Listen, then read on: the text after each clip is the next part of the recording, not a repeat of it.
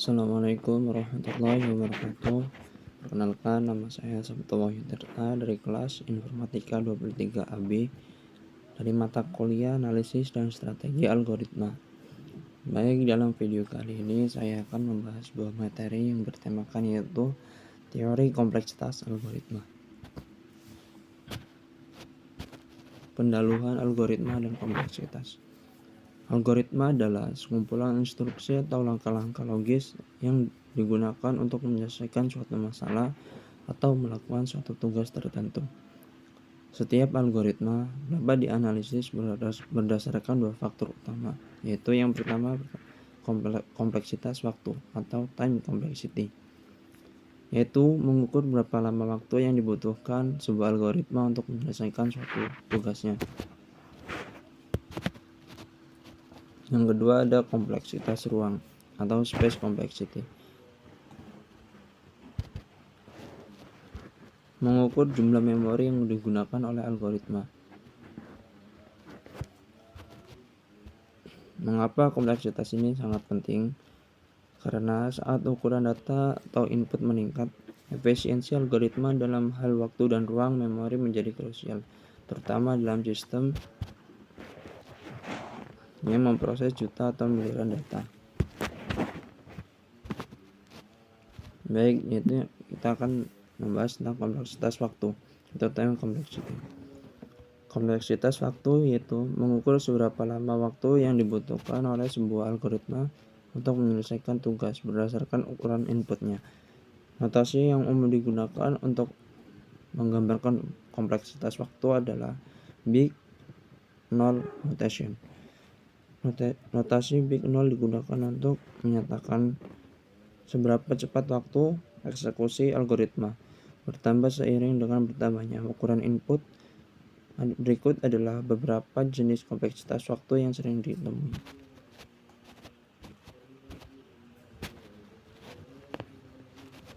Yang pertama ada 0, 1 atau konstan.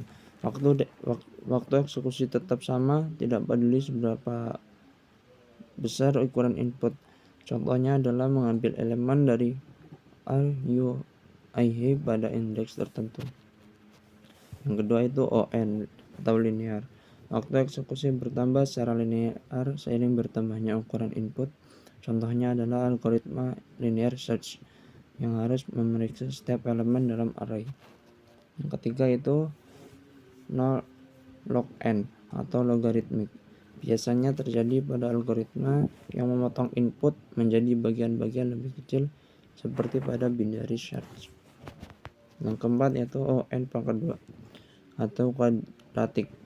Terjadi ketika ada loop bersarang, misalnya bubble sort, di mana setiap elemen dibandingkan dengan elemen lain. Yang seterusnya itu contoh linear search versus binary search. Yang pertama linear search atau 0n. Dalam pencarian linear, algoritma harus memeriksa setiap elemen satu persatu hingga menemukan elemen yang dicari, sehingga waktu eksekusinya bertambah linear dengan ukuran input. Yang kedua itu binary search atau 0 log n. Pencarian binary memotong setengah dari data setiap kali, sehingga lebih cepat dibandingkan linear search. Terusnya itu kompleksitas ruang atau space complexity. Kompleksitas ruang mengukur jumlah memori yang dibutuhkan sebuah algoritma selama proses eksekusi. Ini penting dalam sistem yang memiliki keterbatasan memori. Adapun beberapa faktor yang mempengaruhi space complexity. Yang pertama yaitu variabel tambahan yang digunakan oleh suatu algoritma. Yang kedua yaitu rekursi yang memerlukan ruang tambahan untuk menyimpan setiap panggilan fungsi. Adapun contoh dari rekursi versus literasi. Yang pertama algoritma rekursif. Biasanya membutuhkan lebih banyak ruang karena harus menyimpan stage pada setiap pemanggilan rekursi. Sebaliknya, algoritma iteratif biasanya lebih hemat ke ruang karena tidak memerlukan penyimpanan tambahan untuk setiap pemanggilan fungsi. Baik, di sini kita akan menganalisis kasus dari base case, worst case, dan average case. Dalam analisis algoritma terdapat 3 skenario yang sering dipertimbangkan. Yang pertama itu base case atau kasus terbaik. Kondisi terbaik di mana algoritma membutuhkan waktu eksekusi minimal, misalnya dalam pencarian elemen yang dicari berada di posisi pertama. Yang kedua yaitu worst case atau kasus terburuk. Kondisi di mana algoritma membutuhkan waktu eksekusi maksimal, misalnya elemen yang dicari berada di posisi terakhir atau tidak ada dalam data. Yang ketiga itu average case atau kasus rata-rata. Waktu kasus yang dibutuhkan oleh algoritma dalam beberapa kondisi input. Adapun contoh dari bubble sort. Yang pertama itu base case 0n. Ketika array sudah terurut, bubble sort hanya perlu satu kali loop untuk memeriksa bahwa array sudah terurut. Yang kedua itu worst case atau 0n pangkat 2. Ketika array terurut secara terbalik di mana setiap elemen harus diperlukan setiap iterasi. Adapun contoh algoritma dan kompleksitasnya.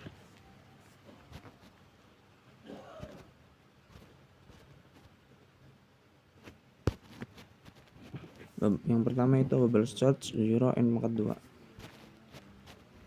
Bubble sort adalah algoritma sorting yang sederhana namun tidak efisien. Pada setiap iterasi, elemen-elemen dalam array dibandingkan berpasangan, dan jika diperlukan ditukar untuk menempatkan elemen yang lebih besar ke bagian belakang array karena ada dua loop bersama kompleksitasnya adalah 0n pangkat 2. Yang kedua yaitu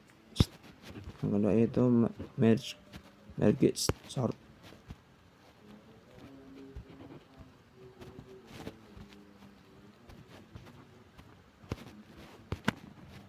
atau 0n log n. Merge sort menggunakan teknik divide and conquer dengan membagi array menjadi dua bagian, kemudian menyatukannya kembali setelah setiap bagian diurutkan. Hal ini menghasilkan kompleksitas waktu yang jauh lebih efisien atau 0n log n dibandingkan bubble sort. Seterusnya itu ada quicksort atau 0n log n. Quicksort adalah algoritma sorting efisien lainnya yang menggunakan pivot untuk membagi array menjadi dua bagian dan kemudian secara rekursif mengurutkan kedua bagian tersebut dalam rata-rata kasus. Kompleksitas waktu adalah 0n log n, tetapi dalam kasus terburuk bisa menjadi 0n pangkat 2 jika pivot dipilih dengan buruk.